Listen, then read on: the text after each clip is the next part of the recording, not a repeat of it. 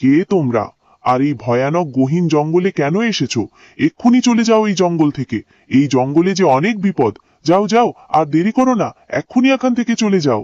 সাধু বাবা, এই জঙ্গলে আমি আমার বোনকে খুঁজতে এসেছি আমার বোন যে হারিয়ে গেছে এই জঙ্গলের। আমি আমার বোনকে কোথাও খুঁজে পাচ্ছি না।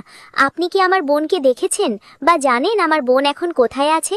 সাধু বলেন, হ্যাঁ, আমি জানি তোমার বোন এখন কোথায় আছে।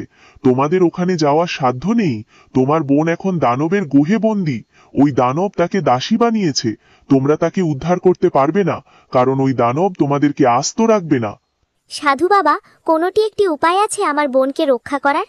আমি আমার বোনের জন্য সবকিছু করতে পারবো। আপনি শুধু বলুন আমি আমার বোনের জন্য কি করব। তুমি যদি সত্যি তোমার বোনকে রাক্ষসের কাছ থেকে মুক্ত করতে চাও, হলে তোমাকে আগে ওই রাক্ষসকে পরাজিত করতে হবে।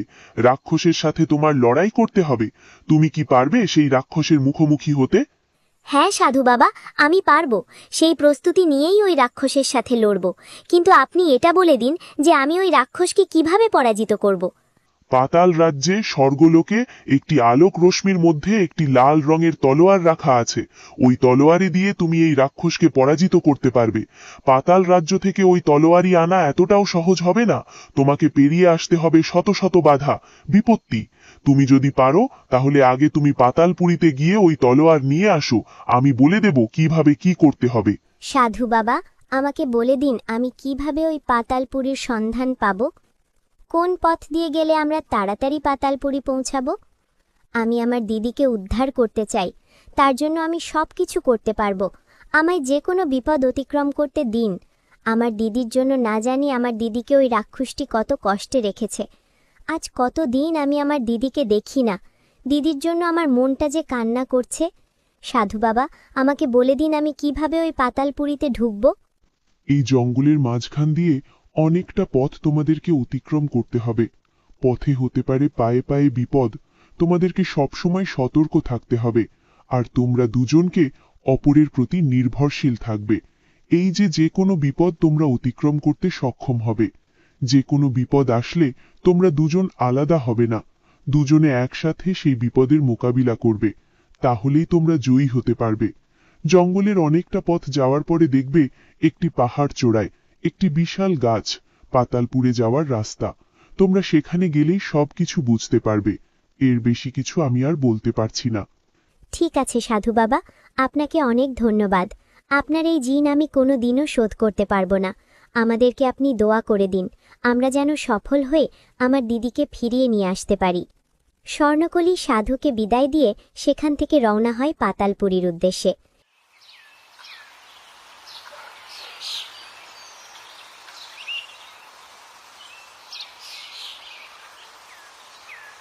কিছুটা পথ যেতেই স্বর্ণকলি রাজকুমারকে বলে, আচ্ছা, আপনি আমার সাথে পাতালপুরীতে যাবেন কেন? আপনি ভয় করছেন না?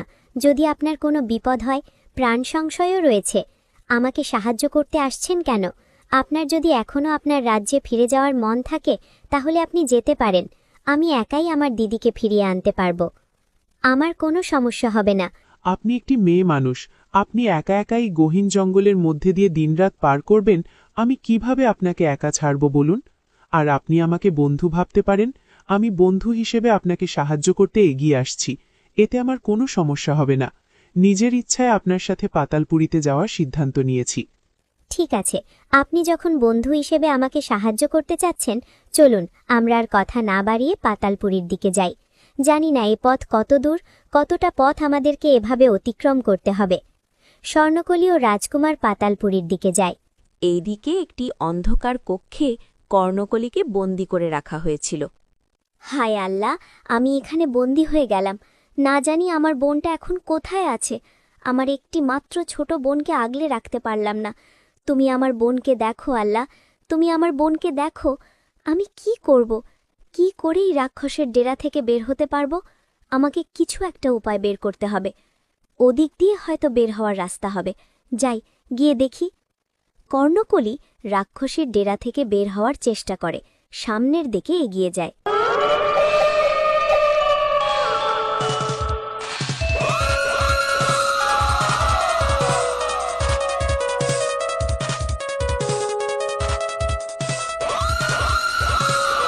এইদিকে থমথমে এ কেমন পরিবেশ, এত ভয়ানক পরিবেশ, আমি কিভাবে বের হব এই নরকপুরী থেকে?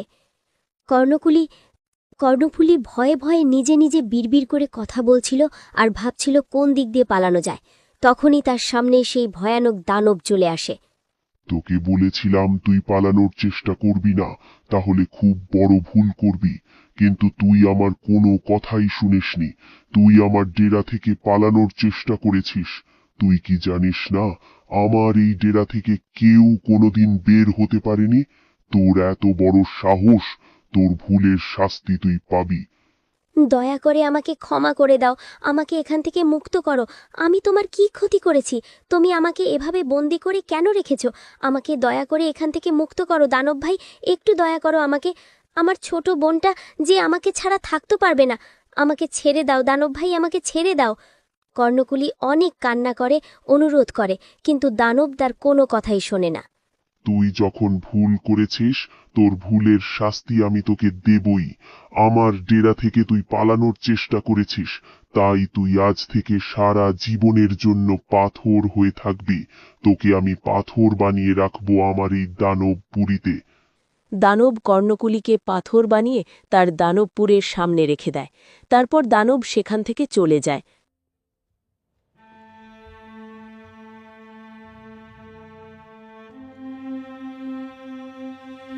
আমি সারা জীবনের জন্য পাথরের মধ্যে বন্দী হয়ে গেলাম রে বোন, আমাকে তুমি ক্ষমা করে দিস।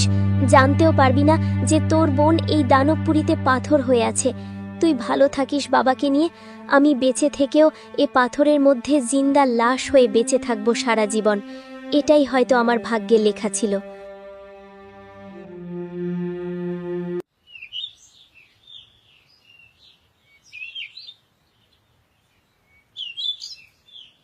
বেশ কিছু দূর যেতেই স্বর্ণকলির অনেক পানি পিপাসা পায়। এই তো একটি নদী, আমার খুব পানি পিপাসা পেয়েছে, গলাটা একদম শুকিয়ে কাঠ হয়ে গিয়েছে। যাই থেকে একটু পানি পান করে নিই, নইলে আমি আর হাঁটতে পারছি না, ক্লান্ত লাগছে। স্বর্ণকলি নদীর কিনারে গিয়ে যেই পানিতে হাত দেয় তখনই পানির মধ্যে থেকে একটি অপ্সরা বেরিয়ে আসে। কে তুমি? জলে হাত দিও না, এটি একটি অভিশপ্ত নদী। এই নদীর পানি কেউ পান করলে সে অভিশপ্ত হয়ে যায়। তোমরা কে আর কেন এসেছো এই অভিশপ্ত নদীর কিনারে? আমার দিদিকে একটি রাক্ষস বন্দি করে রেখেছে, তাকে উদ্ধার করার জন্য আমরা পাতালপুরীর উদ্দেশ্যে রওনা হয়েছি। হাঁটতে হাঁটতে অনেক পানির পিপাসা পেয়েছিল, পথে এই নদীটা দেখে পানি পান করতে যাচ্ছিলাম। আমি মায়াকন্যা, আমি এই অভিশপ্ত নদীতে বন্দী হয়ে আছি। জানি না কোনোদিন এই অভিশপ্ত নদী থেকে কোনোদিন মুক্তি পাব কিনা। কিন্তু পাতালপুরী যে এখনো অনেক দূরে, তোমাদের পথে অনেক বিপদ হতে পারে। সামনের জঙ্গলে অনেক ভয়ানক প্রাণী আছে, সাবধানে যাও। তোমাদের শুভকামনা করছি। যাবার পথ